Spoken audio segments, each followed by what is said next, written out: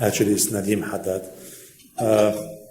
Hi, everyone, and welcome to this exciting session with our esteemed guests. I'll start off with a very short introduction on the importance of digital in the downstream industry, and then we'll have a discussion with our guests over the next hour, hopefully giving you insights into the digital transformation of the industry. So as everyone knows in this room already, digital transformation is at the top of the agenda of the oil and gas companies in an attempt to redefine the industry and how the industry does business and how to drive more efficiency and commercial operations in the downstream assets. Over the past few years, we've seen a lot of application maturing, both around OT, operational technologies like twins, predictive modeling, and what have you, as well as use cases around the back office and the commercial optimization. Now, one important thing to note is a piece of statistics. Only 17% of the energy companies and the oil and gas companies have completed their digital transformation. A lot of these companies are in this journey today, but only 70% have reached the end of it and are reaping the benefit today. So the room to develop and the room to continue growing the digital transformation is quite immense. So there are different technologies, as we will hear today from our guests, with different level and varying level of maturity. And the complexity of the downstream business, which we all understand in this room, drives this level of maturity, and the need of the downstream business and the business requirements are the ones that are driving this complexity. And today, in our session today with our guests, we're going to touch upon as well some of these elements. Some of the factors that we've gathered in our survey as Oliver Wyman from the market on what are the challenges or what is hindering the acceleration of the digital transformation in our business. Around 30% of our respondents have highlighted that developing a solid business case that brings both the business aspect with the digital and the technology aspect has been a major challenge, and selling it to the leadership from that perspective, 30% of our respondents have highlighted this as a major issue.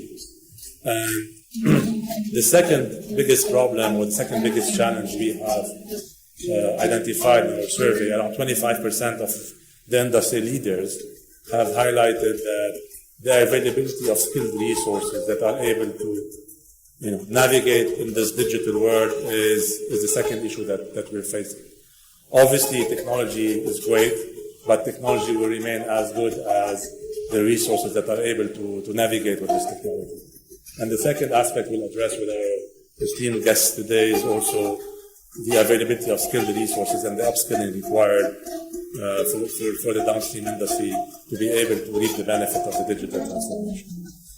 So, as the MC has mentioned, we have a mix of technology company representatives on our panel today, as well as representatives from the business side.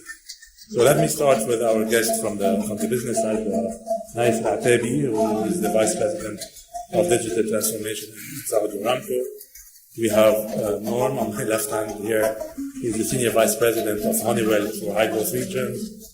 We have Dr. Pratap Nair, President and CEO of Ingeniero. And we have Stephen Chi, who is the Senior Vice President of Customer Success at Aspen. So I will start off with a few questions, and as we go through the panel today, we will evolve and ask more questions, and hopefully we'll address some questions we have online today. Starting with Naif, Saudi Aramco has started its digital transformation a few years back and has appointed a Chief Digital Officer in 2021, signaling a new phase in the digital transformation of Saudi Aramco.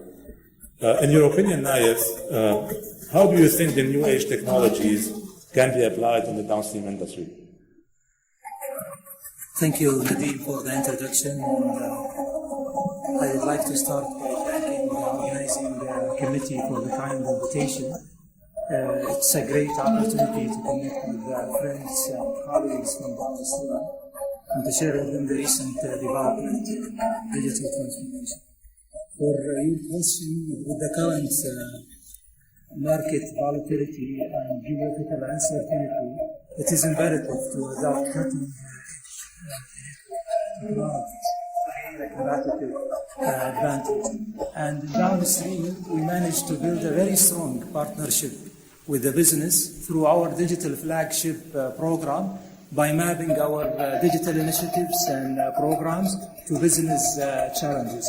And this partnership has really accelerated the adoption and has resulted in the implementation of some of the most critical digital solutions in downstream, such as refinery artificial intelligence, which continuously predicts the quality of the refined product and helps to capture loss optimization opportunities.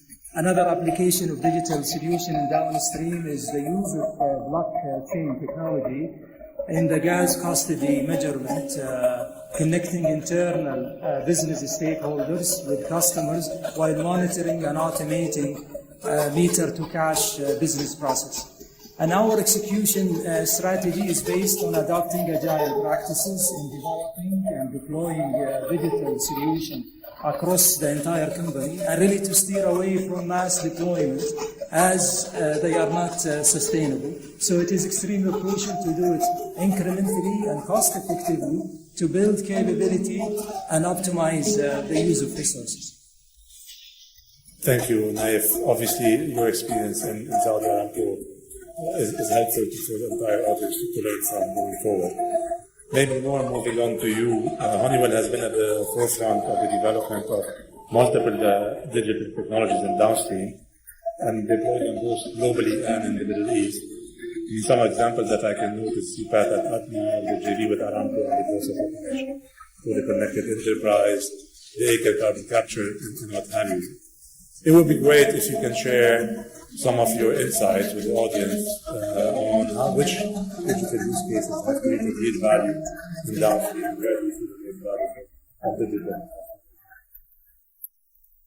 Thank you, Nadine, for the introduction, and thank you again to the organizers for inviting me and allowing us to participate.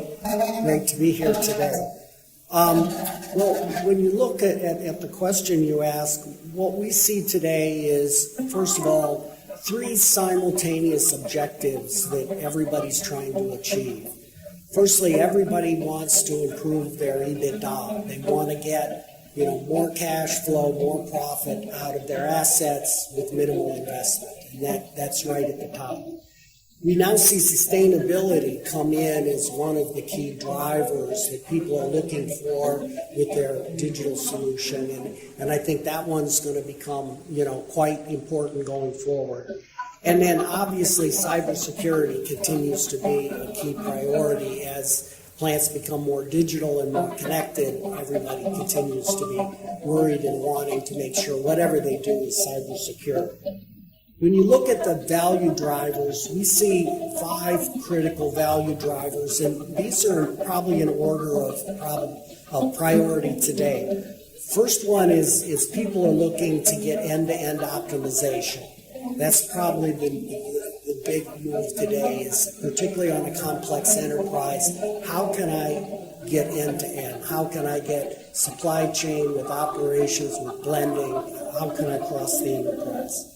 Reliability is the second one. People continue to drive and get some significant value out of reliability solutions, and we've seen that on quite a few projects. Third, I'm sort of saying sustainability is sort of hitting third place today, and we'll talk about that some more. Safety and OpEx have been a key focus, and in some cases maybe it's ahead of sustainability, some cases not. Then comes competency and productivity. I'm a little surprised I'm seeing that still down the list. Maybe that's got to work its way up. And then there's people that are just looking at trying to get analytics and insights, and they're the ones that are going to see the less value. And the message I have as the takeaway is, as you mentioned in your opening remark, people aren't getting the value. and not getting the success out of their plans. And the key message is focus on the value for your enterprise. Find the area where you can drive the biggest value, and then just go after it. Don't kind of wait around and lose time thinking about it. Thanks. Thank you, Norman. And I'm assuming these lessons learned apply both to Middle East and globally. Oh, absolutely, absolutely. Yeah. Thank you, Norm. Dr. Pratap, maybe moving on to you and maybe quickly about Engineero. Engineero is very active around downstream. We've seen multiple use cases and applications, supply chain, operations application, as well as applied AI ML flagship solution that you have with the ISSPDE for real-time operation and monitoring, control, and optimization of refining assets. You also, Dr. Pratap, have been working very closely with the majors and large companies like Phillips 66, SABIC in the Kingdom, DCP, and others as well in the USA and globally. It would be great if you can synthesize your experience and share, with us the Engineero approach to downstream digitalization, which use cases you see the most promising in downstream, similar to the question Norm just answered from a Honeywell perspective as well. Thank you for that introduction, Nadeem, and once again thank the GDA organizers, and honored to be here, to be part of this August audience and group here. At Engineero, we've actually been, for the past 2 decades, we've had a business model where we used to remotely access plant data halfway across the world and do a daily analysis based on data analytics, fundamental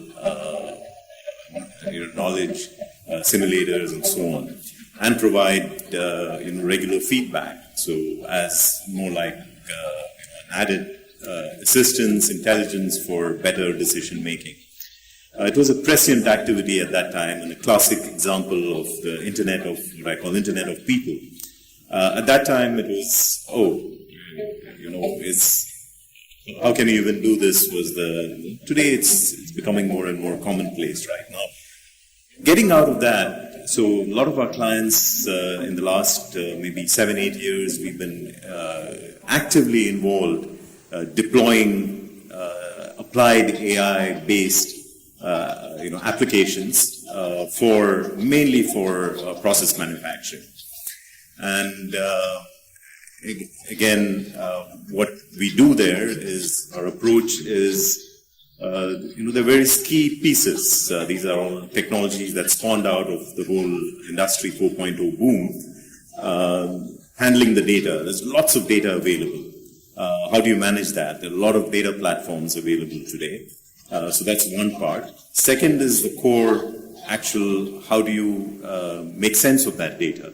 Not just present it, but what is the data saying? How can you use the prior knowledge, combine it with the data, really the composite AI algorithms. That's the other piece. Then the way you present it, maybe using AI, AR, extended reality, there are various ways, making it easier for having this application as an assistant. And then the main important part is, we heard earlier, how do you extract value from this? That's the key. And technology is one very important piece, but how do you glue it all together? And that's another piece we do, is make sure there's a whole area which is very specialized called applied AI engineering. And that is very critical and oftentimes missed out, which may perhaps be one of the reasons for the failure. And that's where it's a specialized thing with a lot of expertise required. And that's an area we've really very actively been involved in, and that has been perhaps an area where we've been able to really help our customers. So that's our approach. In terms of use cases, it's like Norm was saying, it's extremely important to understand, not just be technology driven, but understand what you really want to solve. What's the problem? Is it being solved before? There's no point ripping apart something you've already got if it's being solved. It has to add additional value. It has to make something more efficient. So those use cases in these various areas that have been mentioned, whether it's safety, sustainability, profitability, yield, any of these areas, what are these areas? Identifying those use cases is very, very critical, and that almost defines the success of any of these deployments. And so that's something where we work very closely with our clients to be able to make sure you almost design for success. And in terms of, you were asking what has been a use case that has been popular. Of course, it has varied from client to client depending on their use, but one of the things that we found to be extremely useful and very popular has been what I call dynamic benchmarking, where you're able to take the data, immediately see what's the best that is possible, where you're running, how do you get there. Almost in what I call decision just in time. Doesn't have to always be real time or daily or shift wise. It's just in time to be able to make that decision. So that's kind of. Yeah. Thank you, Doctor. That's very insightful. Maybe moving on to Stephen, and AspenTech obviously is known to provide a wide array of digital solutions, both on the operational side, but also on the commercial side around DCO, asset management, and what have you. We've heard Norm talk before about sustainability, and I want to touch a bit with you on that, Stephen. How digital technology actually supports the downstream industry sustainability? Where have you seen sustainability? Okay. Thank you for the introduction, and also thank the organizers for the invitation. And I'm very happy to be here.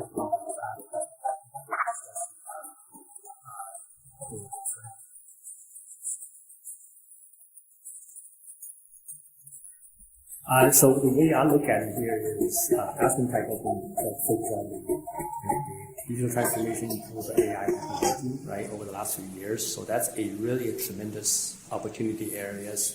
And the traditional modeling technology about first principles, so trying to think about use AI to supplement this first principles.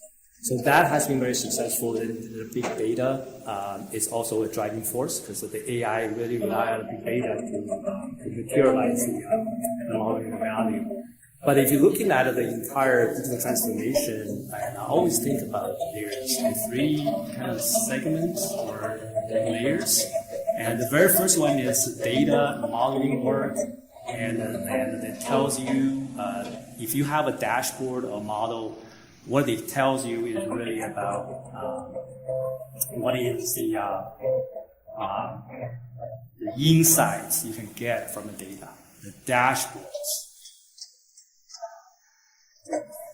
foresight, modeling, use, and generate opportunity sites. These are key things that actually start from the modeling. The second part is really about APC and automation and all that things. You use data to generate actionable insights and actions that can generate the benefit for your plants. The last one is really about optimization, enterprise optimization. So we talk about that. I think we didn't talk about that. Sustainability is a big thing, and we've been focused on sustainability and using existing technology to really drive benefits. And a lot of times the sustainability is just simply a different way of using our tools to generate the benefits that we're looking for. And a lot of times the sustainability is a part of the initiatives driving the profitability. So that part, consistent with the profitability, we call it dual challenge. That is, you have to generate profitability at the same time. So from that angle, I think the big thing is how to apply the existing technology to the sustainability initiatives and also to use AI technology to apply the modeling.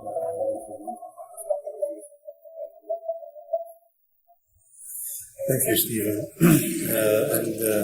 Naif, I'll come back to you now. I mean, we've heard from the technologists on the panel today that one of the most important things is for the digital transformation to find a strong use case for it in the business side of things. And on that front, what are the business verticals, in your opinion, within Downstream that can benefit the most? We heard you talk about refining earlier and some of the applications you do that. And maybe a second part of the same question is, what are the key challenges, risks, and obstacles that you're seeing today, and how are you managing them? So I think whenever you have the highest pain points and business challenges, you will benefit the most. And in Saudi Aramco, we consider these challenges as opportunities. And we're quite confident digital solution will help to overcome these challenges and provide both financial and non-financial benefits to business. And at Saudi Aramco, we've seen the need for a more resilient downstream business that can anticipate and recover from market disruptions and capture opportunities. And therefore, the most critical and important investment we need to make is in intelligent planning and scheduling tools that can integrate horizontally across business verticals and downstream. And the business verticals and downstream we see benefiting the most at this stage: power system, refining operation, lube and retails, pipeline distribution and terminals, and obviously sales and OSPAS. Now, as far as challenges are concerned, it is a common fact, or it is known for everyone, that technology is evolving at a high pace.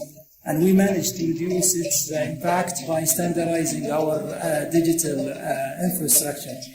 Another critical challenge for us in Saudi Aramco, and to be more particular in downstream, is lack of synergies among facilities in the downstream sector. But we managed to break silos by the introduction of the scalability index, so we can basically capture the complete benefit and advantage of introducing and replicating the data solution, and we create excitement within the company. Thank you, Naif. Obviously, insights given us from Saudi Aramco are scalable and replicable. I mean, I'm pretty sure we see them across the entire industry. And maybe, Norm, back to you, and people like you come from the downstream industry would like to also hear your opinion as Honeywell operates in the downstream but also operates across many other sectors. I mean, how do you see the downstream being different from a digital perspective vis-a-vis some of the other sectors that you operate in? Yes, we do operate obviously across pretty much all sectors of multiple industries. However, the downstream sector is probably the most ideal place to drive digital transformation. And this is because it's a continuous process. We have a lot of variability in market conditions, whether it be pricing. Feedstock lately in some parts of the world has shifted significantly. Product make has shifted, obviously, pre and post-COVID. So this volatility enables you with digital transformation to make small, good changes drive a significant amount of return on investment. So you can get a lot of value if you do it right in the downstream industry. And when we look at it, the biggest success comes from the most complex downstream facilities. You know, high Nelson Index refineries with multiple interconnected units, they can drive, obviously, a big value in digitalization. Complex, highly integrated facilities where, you know, you have to be managing a hydrogen balance, you have to be managing various interplay streams to try to reduce energy and improve sustainability. That's another good place. And then obviously where you can take advantage of feedstocks. A lot of customers have used digital transformation to leverage that. So that's what makes downstream a really exciting place, and a place that digitalization really ought to happen and happen quickly. Thank you. Yeah, thank you, Norm. And I think we heard from Naif challenges in cyber. We've heard from Norm excitement about the complexity that downstream brings and the opportunities that it gives on the digital side. So what I would like to hear from you, Dr. Pratap, I mean, taking both these statements that we've heard from our colleagues on the panel, can you walk us through, from your perspective, what are the major challenges you are facing when deploying your technologies in the downstream? Yes. If I were to look at the challenges we face to some of the leading ones, one is, again, what I call the allure of dazzling technology that sometimes drives this thing versus the use case, that tendency to do that, and being able to get back on track. And I've said that, you need to kind of plan that through. But we've seen that in several cases that hasn't happened from day one. And again, that could really cause one to stumble or stretch out on the time that it takes. The other very critical piece is, it is very critical that once you have deployed the system, the users need to be able to trust it, credibility has to be built. And this happens, the system is made robust, and that requires, it's very easy to pull things together and maybe even have a model that's built in a few days, but the training of it, putting the guardrails to make sure it's reliable is very important, because that trust and credibility ensures that it's sustainable, and that's a very important piece. And third is, again, not force-fitting. We've had cases where we've worked with some data science teams where they come and say that we want to use this algorithm, but that may not be appropriate for the use case you're trying to solve. So these are some of the challenges. And the third area, so there's technology trust, and then the third area is the organization itself.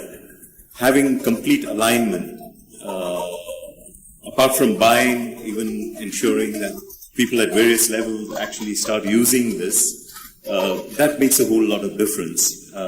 So perhaps incentivizing the entire group, that's the team that's working on it, to view getting the value and the end result or achieving the use that it was meant for is the number one, and not actually utilizing a particular algorithm or a particular type of technology.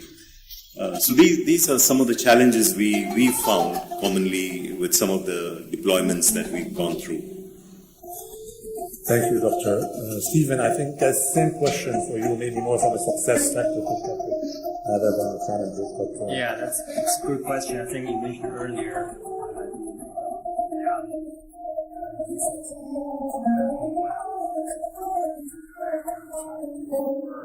Industries or companies way of use, and we found the same.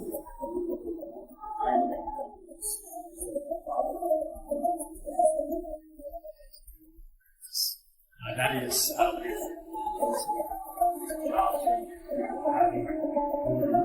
last few years it's become more acute problems for a lot of companies. And millennials today, they don't stay on job for 4 years. And when we go back to my generation, we were staying in a job for decades probably. And today, my daughter's generation, they don't do that at all, right? They change jobs, they get bored very quickly. And also they have this short patience, they want something to happen very quickly. So with that setup, it becomes very important for companies to realize there's a lot of technologies out there today already, but a lot of times, I think that even increased this introduction, a lot of times we don't really tap into our technology because we don't have the people who can do it.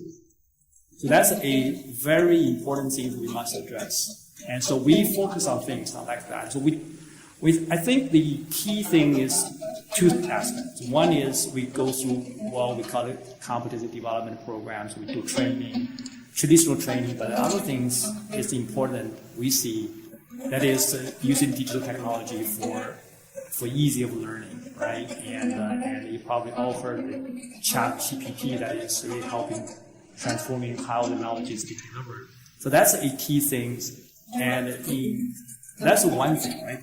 Training, getting people up to speed on technology, and also figure out a way to make the learning easier, and e-learning, digital things that people can learn from. But on the other hand, I think from a technology standpoint, for the technology suppliers must focus on making the technology easier to deploy and use, right? And the technology is great. Today, in industry space, we're still seeing a lot of very complex, high complexity in terms of technology deployment and usage. So one of the things we want to drive is make the technology easier to deploy and easier to use, so that it's not just the one side of the equation to say, hey, you have to be trained, you have to go through this multi-weeks, years, sometimes program to be able to tap into the technology and giving the value. On the other hand, on the technology side, we want to make sure the learning is easier, and also the technology itself focus on easier use. So a lot of innovation can come from that part, that make the technology more intuitive in terms of using it and deploying it. So that way, the value capture becomes probably easier as well. Thank you, Stephen. And you mentioned two things that I would like to pick up on. First thing you mentioned about the ease of use of the technologies and the human factor, the talent, and you mentioned also ChatGPT and which is in everyone's mouth these days. Maybe I'll pick up with Naif first, possibly the role of the human workforce in the new digital era. How do you see it, Naif, particularly given your background on the human side? I think, the most common concern is how does this or how digital transformation affect the human capital and jobs in the future. And reaching full autonomy in plant operation is going to happen at a certain stage in the future. And we really need to rethink the role of human workforce. And our company has exerted significant efforts to identify the necessary skills and the training to cover the entire employee life cycle, even before someone becomes an employee of Saudi Aramco. We sponsor students in university to take 4IR technology-based degrees. We provide entry-level training to all employees and contractors. We also offer specialized and expert-level training in certain technologies and digital solutions. We also send our existing employees to university offering top-tier graduate program in data science and analytics. We have extended the same awareness and education to our management to ensure they understand the impact and make the expected contribution to the digital transformation. And we have also the citizenship program, which is an approach to help to increase the number of business SMEs that really understand the technology and can use low-code development environment to develop and deploy digital solutions. So these initiatives and programs will help to accelerate and expedite the readiness of the workforce for the digital transformation. It will also help to secure buy-in and acceptance from them and to address their concern that it will not really affect their jobs. Yeah, thank you, Naif. And it's a fact of life that many of the universities in the kingdom, but also universities regionally, are adopting more of a CS plus X curriculum focusing on computer science, plus some of the other disciplines that we see out there. And that's a good thing that we're starting, changing things from the roots rather than just looking at the workforce right now. Going back to the AI point now, and maybe going to Dr. Pratap, from your perspective, Dr. Pratap, how do you see the AI technology shaping the downstream industry and the use cases, and what are some of the I mean, everyone talks about ChatGPT, everyone talks about AI, but what are some of the practical applications of AI in our industry? Yes, now, some of the ways we see this whole area evolving with AI, and actually I'd say applied AI, really. One is you're increasingly going to see more of a global workforce, because where you are, the location of experts may not be as important. Earlier, you had to have experts come to the data. Now, data can go to the experts, right? So the expert could be anywhere through the internet of people. Second, increasingly, just like we're talking of ChatGPT, could be an assistant for someone who's going to write a book or an essay. These AI solutions for our industry would be a very, very efficient assistant to start with, that can really help and increase the level of whether it's productivity or efficiency or compliances or whatever. So that's increasingly the machine and the man, woman, they work together. That we're going to see increasingly. That's really the first step. Like I said earlier, trust has to be built, and then we can go to the next step, making it totally autonomous. Certainly the workforce, what they're doing today, that there will be definitely a slimming and shifting that has to be happening. Just like Naif was mentioning, that the need of what a person is trained in, that will evolve and change as you have items like this come in, and it's tools and technology, right? And obviously, at the end of the day, your general level of the speed with which decisions can be made in time, the general efficiency levels, sustainability and all that can take a huge improvement. And that's really where all this is going to play out. Use cases, I think there have been several that I've mentioned. In manufacturing, higher reliability, higher ability to work in a more sustained fashion with the assets that you've already got, improved production yields happening with this just-in-time decision-making capability. Over time, that's going to be more autonomous. So what is being done in a repetitive way by individuals will be taken up by machines, and you'll start seeing that kind of an evolution, is my view. Yeah, indeed. Thank you, Doctor. And picking up also on the thing that I introduced here, you mentioned at the beginning big data and AI and ChatGPT as well recently. And given the uncertainty we live in downstream today, and oil and gas industry as a whole, how do you see leveraging big data and AI and our technology helping driving better outcomes for the industry, better optimization outcome, and how best to leverage that for the people? Yeah, good question. So the way I look at it here is living in a very volatile environment. Things are changing very rapidly. And one thing we all want to do is try to figure out where things are quickly and develop foresight. So earlier I talked about modeling, AI, big data, all that tied together. But the end goal is really a few things. One is the detection of the opportunity and the problems, right? And everyone is always want to know where the problems might be or where the opportunities might be. And it's always one. That's actually one of the reasons we build models, we build data dashboards, and all that, and using AI to do that. But the second thing that is most important is the insights, right? The data and the model provide the insights so you understand what's going on. And the insight is very important for you to deal with a volatile environment, because you know what's inside your operations, what are the key drivers. And the last part is really a foresight, right? When you develop a foresight, when you use the data, big data, AI, this actually, most important part of the AI is allow you to see the future. That's the foresight. That is because they like demand forecast, right? That's a big thing. When you run business, you want to know where demand is and where demand is moving. So these are an important part of that.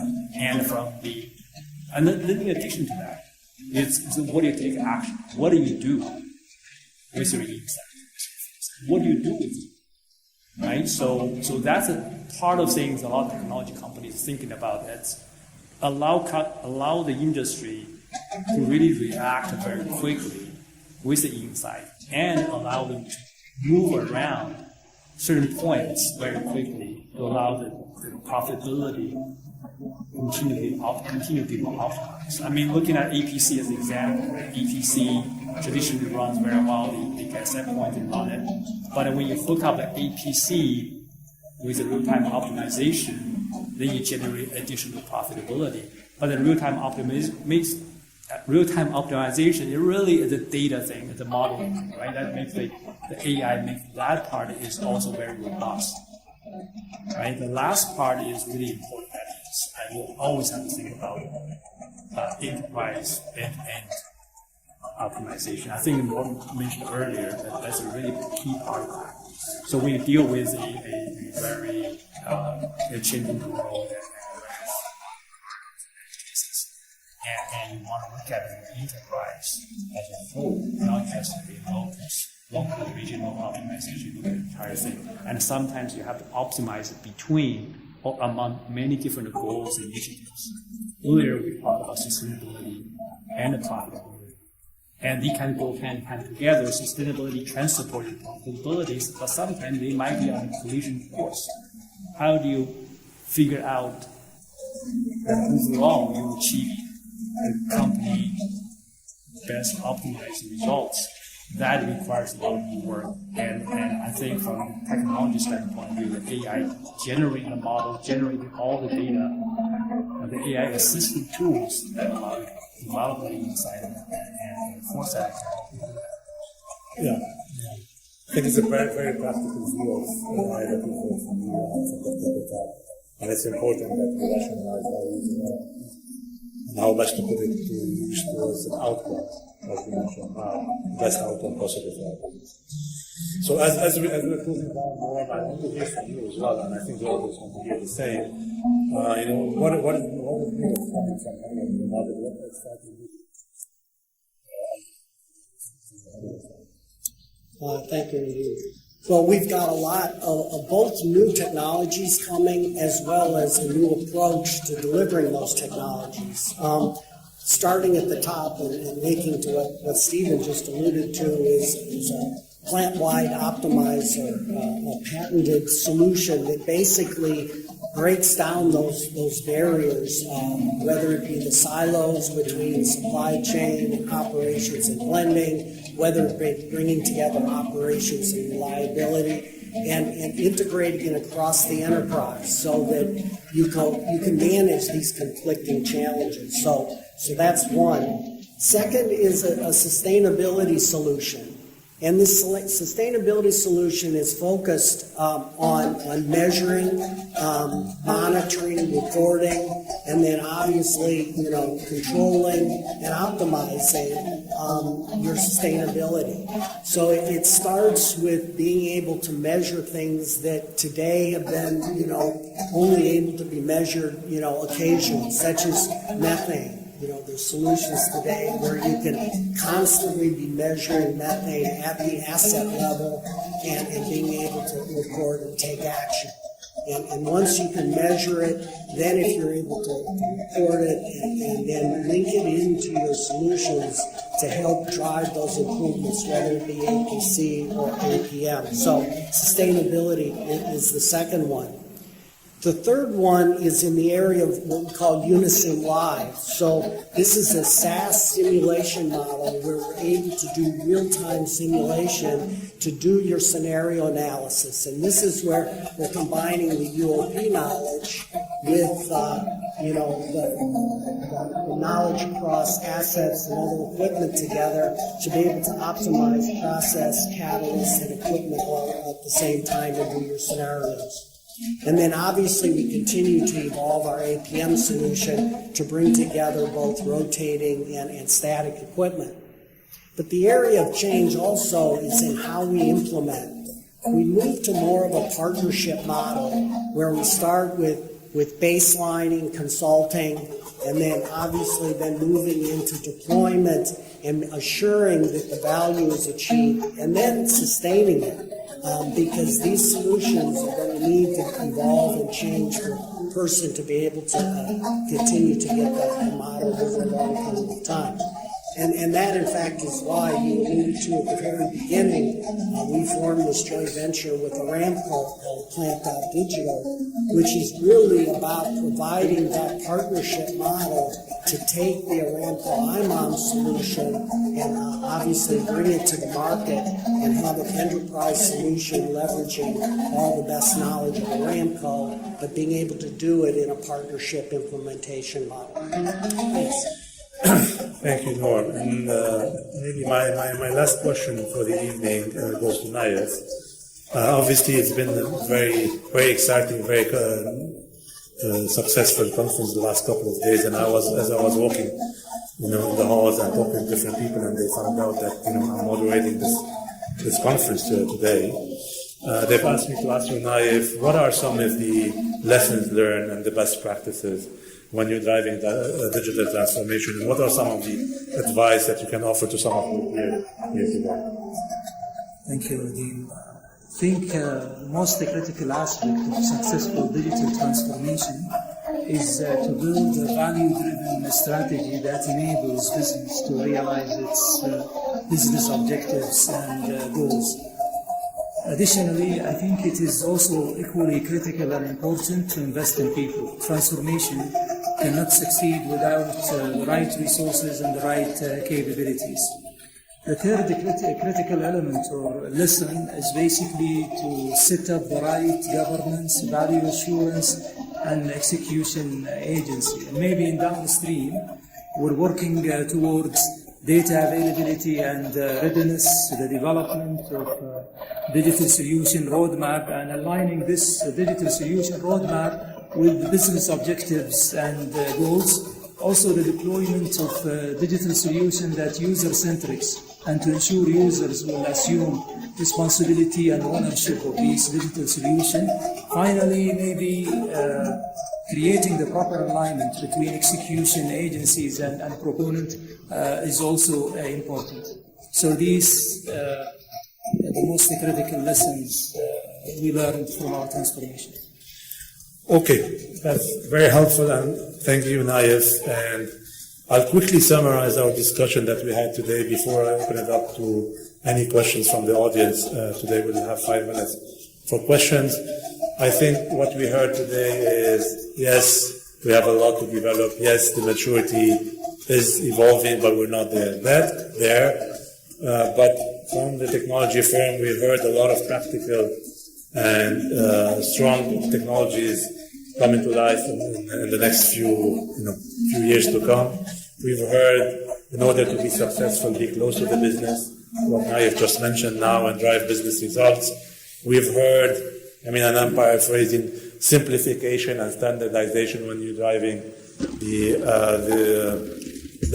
digital transformation. And we heard also upskilling, taking care of the human capital side of things, because the human capital people are going to be the one that's going to reap the benefit of the digital transformation from the core, like Naif mentioned, with the education process, but as well as with our existing processes or existing people is key. And the last thing we heard, there's a lot of talk about AI. There's a lot of ideas being thrown out there, but AI-assisted technologies and applied AI, we have strong functioning use cases today that we can leverage. And as this evolves, and as we see more technology being deployed and more data being garnered that's at the core of AI, we're going to see much more use cases emerge from an AI perspective. It will always require the right human capital. It will always require the right decision making. But AI is there to be involved in the industry, and we owe it to our industry to accelerate our digital transformation, because let's not hide behind our finger. As an industry, we're quite delayed on this front, and we need to accelerate and put the pedal on the metal. For the next 5 minutes, I've been told by the MC, I'm opening it up for questions. Any questions from, do you have microphones? Here.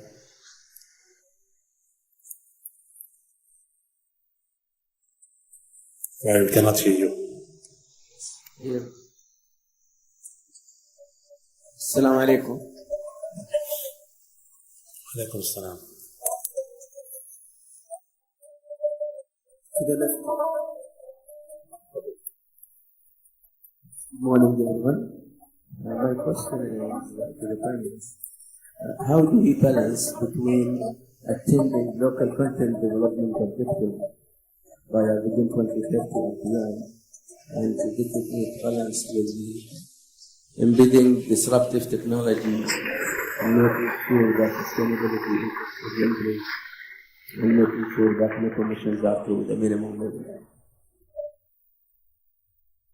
Anybody from the panelists would like to? Maybe I would start. Localization is a very critical dimension of what we do in general, and digital transformation when we started, and because of the aggressive agenda and the expectation that we need to drive this transformation in a certain time frame, we realized that we lack certain capabilities, and maybe the best solution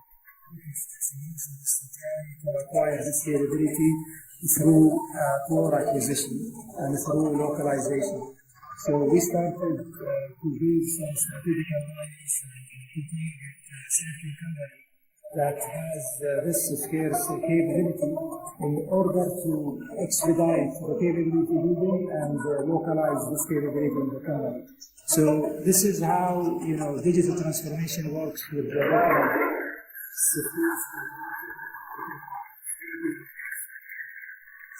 experience, and in our system or our compensation system cannot attract those individuals.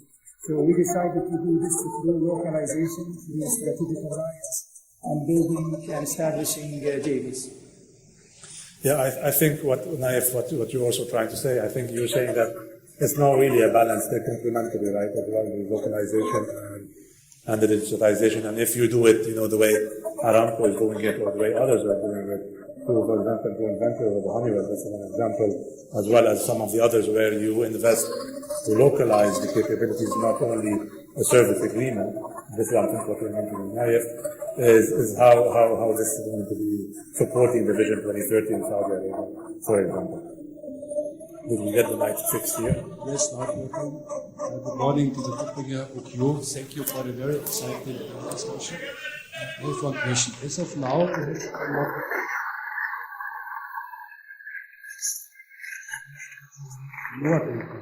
more data.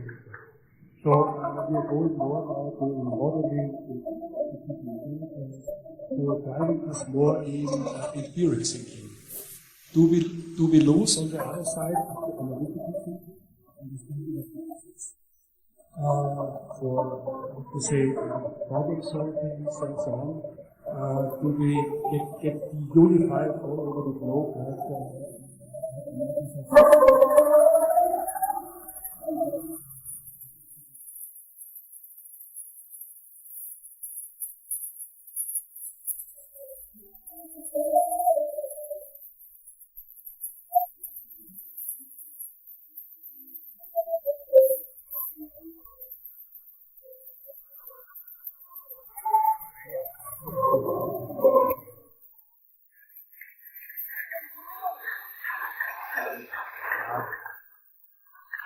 Both, and we're still based on the first principle type of understanding of our business, and data will supplement, make your model, make your understanding better, and also solve some of the limitations of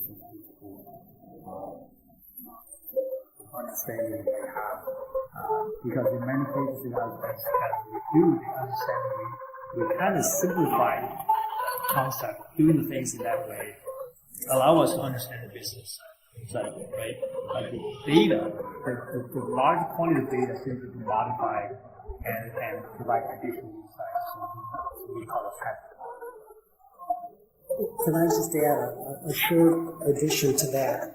I actually think you can focus more on your business model, because I think if you look today, a lot of your best skilled people are spending a lot of time messing around. At the right time, frees them up to focus on your business model. And it lets you put your best people wherever they are in the world on your biggest problems. So I think if you do it well, you'll actually do better in your business. Thank you, Roman. I think you summarized it perfectly. We'll take one last question from the audience. Go ahead.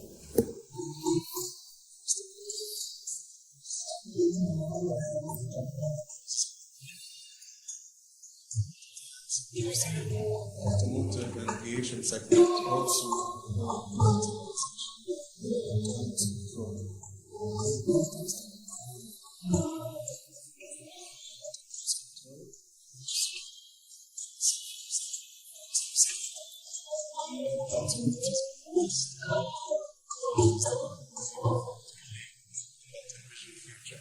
Yeah, I'll take that.